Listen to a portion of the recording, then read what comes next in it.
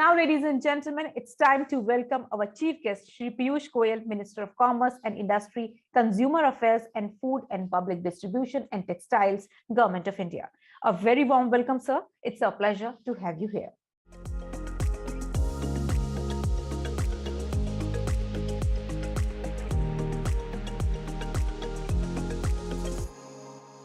Mr. Nabil Khan, Editor, ET Auto, Mr. R.C. Bhargav, Chairman, Maruti Suzuki India Limited, other dignitaries and participants, distinguished ladies and gentlemen. I'm indeed delighted to be a part of the ET Auto Electric Vehicle Conclave 2022 under the theme Era of Eras, Era of Electric Vehicles. Are we already there? Running in the top gear, our automobile industry is a key sector which drives India's economic growth. The world's largest two-wheeler and three-wheeler manufacturers are in India. We have a strong position in the international heavy vehicles market. We are amongst the largest tractor manufacturers in the world, and we have the second largest bus manufacturer in India. Mobility is clearly critical to preserving our planet. And with climate change having taken center stage when we discuss sustainability, the future of the planet, road transport, which accounts for 1/5 of global carbon emissions, it is very obvious that mobility should become an important issue of discussion. In fact, mobility is the next frontier in our fight against climate change. As Prime Minister Modi said, and I quote, "The world is now in the middle of a new mobility revolution." Electric vehicles have the potential to reduce our dependence on oil imports, conserve precious foreign exchange, enhance the energy security of India, reduce carbon dioxide emissions, thereby bringing down air pollution and taking India to the next level of self-reliance.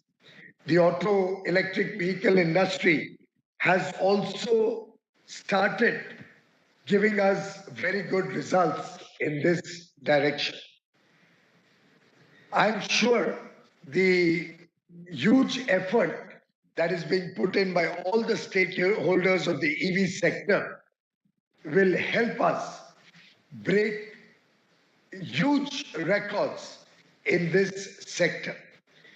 We are today at the cusp of a revolution in electric mobility worldwide. We have to bring that to India. We, of course, have seen good growth over the last 5 years in electric mobility in India, but we must bear in mind that's on a very low base.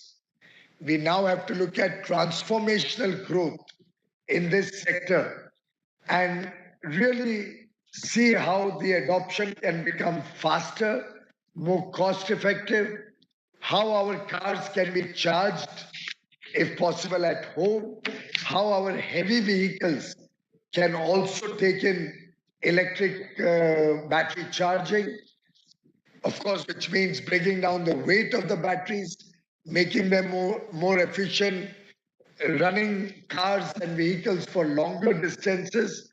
So we have a lot of challenges which some of our startups are already coming up with very good solutions for. But I'm sure the industry is also working towards giving us some newer ideas in this space. Our tier 2 and tier 3 cities, in fact, have outpaced the big cities, the metropolitan cities, in adopting electric vehicles. Therefore, in some sense, it justifies the old idiom that technology is a great leveler. And I think electric vehicles will help us in improving the lives of the people in the tier 2, tier 3 cities and smaller towns, and hopefully will help us expand this ecosystem much faster across the length and breadth of India. Traditionally, this sector has had high entry barriers, but the world is changing. I think we now have the golden era of the electric vehicle, electric mobility ecosystem, showing that it is coming out of the shadows of big brands. And we'll now see a lot more democratization of this sector with a lot more companies, startups, new technologies taking center stage.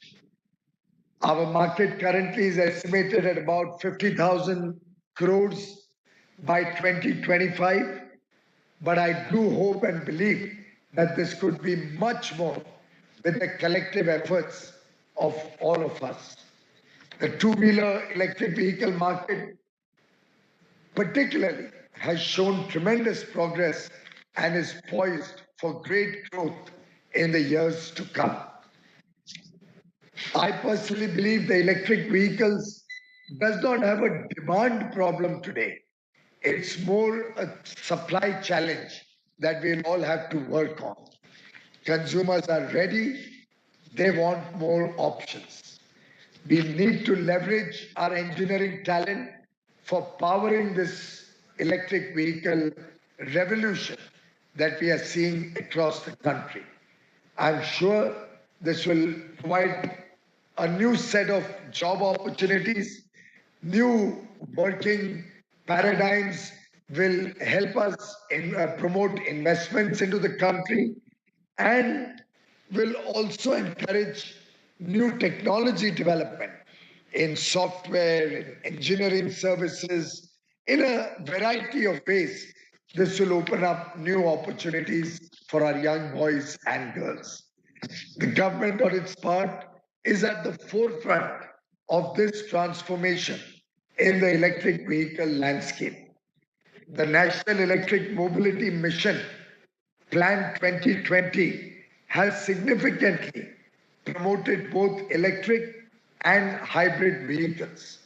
With the adoption of FAME 1 and now FAME 2 schemes under the NEMMP, the government has paved the way for electric vehicles in public transport, including shared mobility.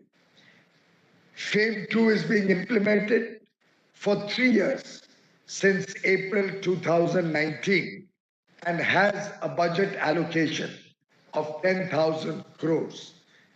We've already seen 92,000 electric vehicles, 6,000 plus e-buses, and nearly 3,000 EV charging stations being sanctioned under FAME 2. The production-linked incentive scheme for auto and auto components is likely to generate an investment of over 45,000 crore rupees in the next 5 years. The PLI scheme for advanced chemistry cell supporting basic batteries and cell development for EVs is also under implementation. Incentives such as reduction in GST on electric vehicles and its charges, the reduction or waiver of road tax on electric vehicles, the rationalization of basic customs duty on electric vehicles are some of the other steps taken in this direction.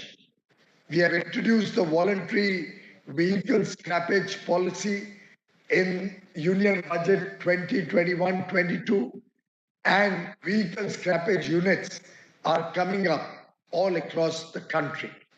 The battery swapping policy announced in the Budget 2022, which will have interoperability standards which will be formulated by the government, will also help the private sector to develop sustainable and innovative business models for battery or, for that matter, energy as a service. The government's efforts have resulted in 2.5 times increase in charging stations in 9 mega cities during the last few months alone. 22,000 electric vehicle charging stations will be set up by the oil marketing companies across the country. Friends, I would like to suggest 3 steps that we should all adopt to promote the electric vehicle sector. 1, we need to make our electric vehicle manufacturing sector globally competitive by leveraging low-cost manufacturing base and inviting technology to come and manufacture in India. We must try to grab a dominant share of the global electric vehicle market globally. We must also look at developing sustainable solutions built upon indigenous technology as per Indian conditions, such as contrasting weather conditions and the Indian roads.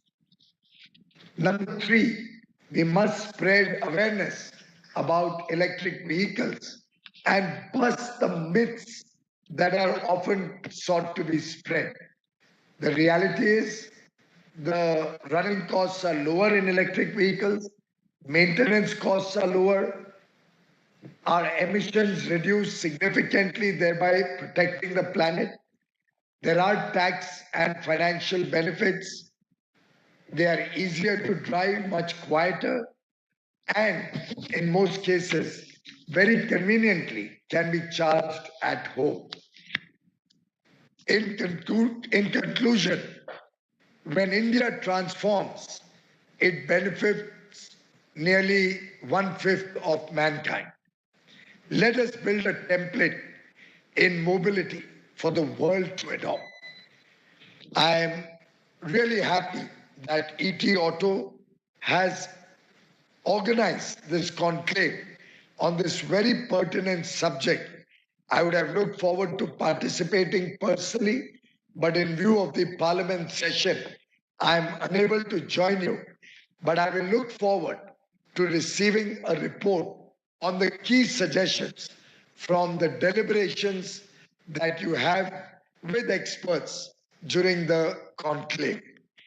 As they say, every champion was once a contender that refused to give up. I believe all of you are a part of this story and are working towards making the Indian EV industry the champions of tomorrow and make India the electric vehicle capital of the world. My best wishes to all of you. Thank you. Namaste.